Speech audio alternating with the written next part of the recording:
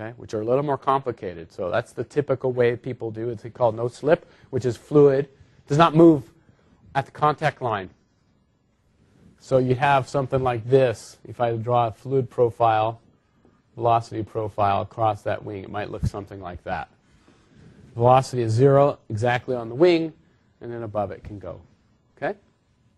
And by the way, there's some really cool stuff that goes on here. Boundary layers are formed. If you have a high enough Reynolds number, and you get separation, boundary layers separate. And we're not going to talk about that right now. We're just going to do steady state flow, which means we just have some kind of structure like that. So this is kind of the basic setup. And what we want is to think about imposing boundary conditions on these sides. And so, for instance, over here, you might say, hey, look at that. Over here, I have that u is equal to u naught. So I might say, look at this. I'm going to pose this constraint at x equals negative L and positive L. Okay? Psi of z. And actually, I'm going to have a sign flip change. You know, here, this is the normal. Here, this is the normal. And so you normally always define this against the normal, right? Okay? So, or another way to say it is from the perspective of this guy, the fluid is going into the box. From the perspective of this guy, the fluid is going out of the box. So there'll be a sign change here. So I'll just say there's a sign of a boundary condition times this psi of z equal to u naught. So that's defined by the direction of the axis, like the direction that's plus x. Yeah, so if that's plus x, well, no, it's actually a flow. When you do the normal, you always ask, I always do an outward to the domain. The standard definition is the normal is always pointing out of the box, and then you define your flow relative to that direction. Okay? So on this surface, you asked the question. That's right. Mm-hmm. Okay? Now, top and bottom, for instance, I could have, and I'm just giving you sort of examples of how you might formulate the problem this way, right? Top and bottom, you have W equals 0, so, you know, you'd have something like this. Psi of x equals 0 at z.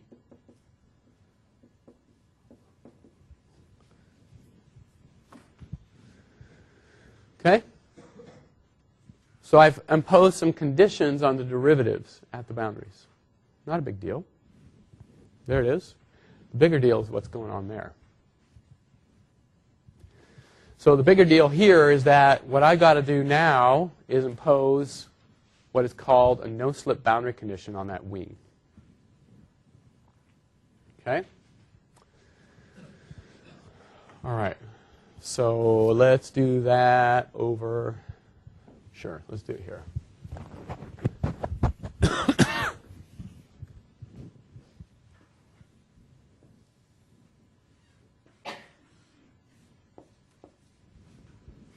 Add some normal to the surface, the boundary.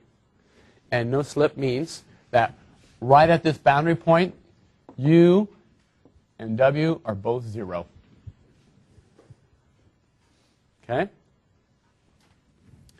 So at this boundary point, you're going to have to basically, so actually your velocity of the fluid, right, is actually made up of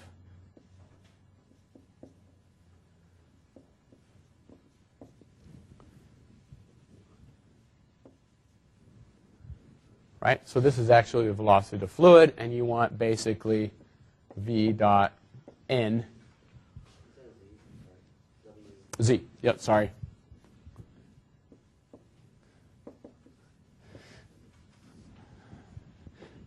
That's your constraint.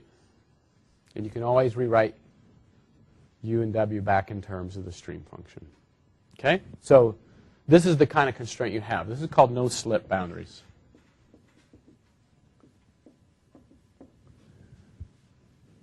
You see, simple this is the simplest problem in some sense you could solve.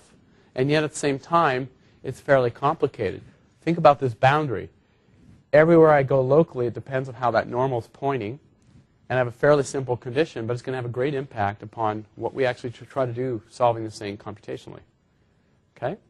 So that is where you have this finite element idea come in, which is you say, okay, fine. I have a simple domain on the outside. And this is the problem piece here. And if I have a fairly complicated wing geometry, what I really want to do with that wing geometry is do the following. And this is what we'll start off in class on Wednesday, is we're going to just basically throw this example in, or something close to it. Is I'm going to say, here's my wing, let's say. And what I'm going to do, and here's what finite element allows you to do. If I define my wing, we're not going to really define wings. We're going to just, there's some shapes we can draw. But you can always import a wing shape into these packages if you'd like. And we're going to say, look, here's my shape. I'm going to just basically put a bunch of points on that.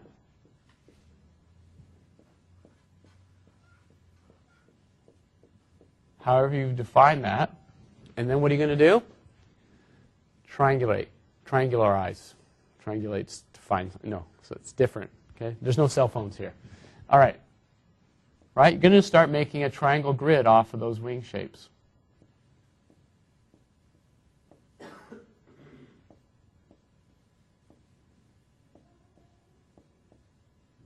And this is going to go connect out to your boundary up here somehow. Draw enough of these triangles. And actually what you're going to find is interesting is the triangles get bigger out here. Okay, fine. I'll just do that. It actually kind of looks something like that. So this is going to be how the mesh is going to look around that wing connecting up to your boundary. Yeah? 0 is not always giving you u equals w equals 0. No. No. So you just care about the normal component is 0. Yeah? That's right.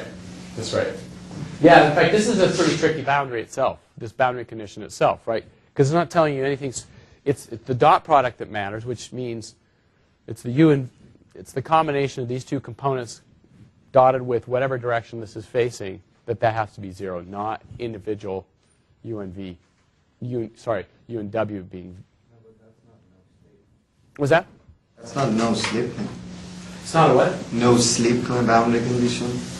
Because you're just saying that nothing is going inside to the airfoil, but you don't say that the friction is so high that actually the velocity tangential to the airfoil is 0 too. Oh yeah, okay. You're right.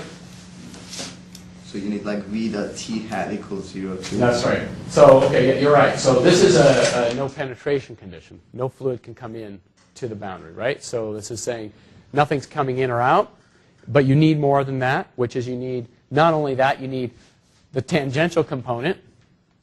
So if this is your normal, this is your tangential, then you also need your tangential component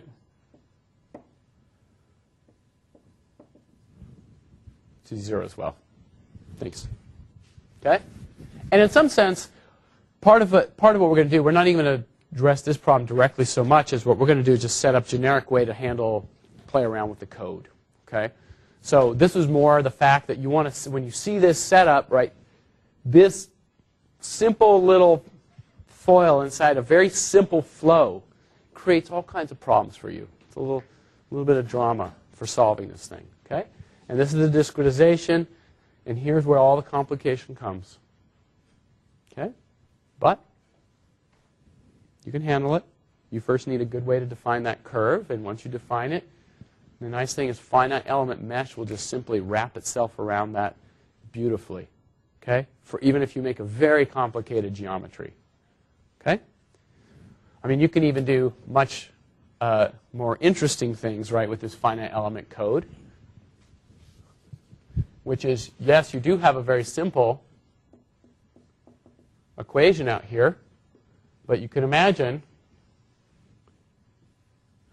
a biplane, right? You can start thinking about just cross-sections like this, and you can have very complicated structures. Once you figure out how to handle this boundary condition and put it in, and actually tell it how to put the right boundaries in, then you can do things much more complicated than that. And notice, too, we've only done the simple case. You can also put time dynamics back in. Okay? So once you understand how to do this case, then you can say, well, look, actually, this is not really what I wanted to solve. Because actually, the steady state problem is not the one that you're really interested in. What you're really interested in is what happens as the rental numbers go up. What happens as I get more lift. On the other hand, I create more turbulent wake. So I want to actually calculate drag coefficients from that. Okay? So much more complicated problems arise. So with that as sort of the basic intro, and it's not all completely even correct, it's mostly right. It's mostly trying to highlight for you the idea of what happens when you put something like this in here. What we're going to do on Wednesday is just basically set this up in the PDU toolbox. Now, the PDU toolbox in MATLAB is actually not that good. Why? Have you heard of COMSOL or FEMLAB? So, okay, back in the day, probably the 90s, sometime mid-90s, FEMLAB, Finite Element Lab, spun out of MathWorks. So MathWorks is where MATLAB lies. And these guys were building the PDE toolbox. And it was a finite element solver in MATLAB. Well, these guys decided to spin out their own company. So what you have in PDE toolbox is basically a stunted development. Like right around the late 90s, boom, stopped. Because all the guys went and formed a new company, then they call it COMSOL, and then they've gone on to do pretty sophisticated development. But PDE toolbox is very simple, but the point about it is just to simply illustrate in all these graphic-driven interfaces of finite element code, there's very standard buttons of what you do. And so the idea is just to walk you through one platform, how to do it, how to set up problems, how to just run it a little bit, and then you can do it hopefully for a lot of other platforms from there. Okay? All right, so that's Wednesday. And Friday, we'll be playing around on the toolbox. You guys will get some experience there. By the way, as far as toolbox, I'm not expecting you to have access to it. Some of you might, but I think you can have access to it if you go to the communications, the basement of communications. There's called the Instructional Computing Lab. I believe they have PDE toolbox in case you want to play around with it. Or if you have a department that has access to it, that is also helpful. All right.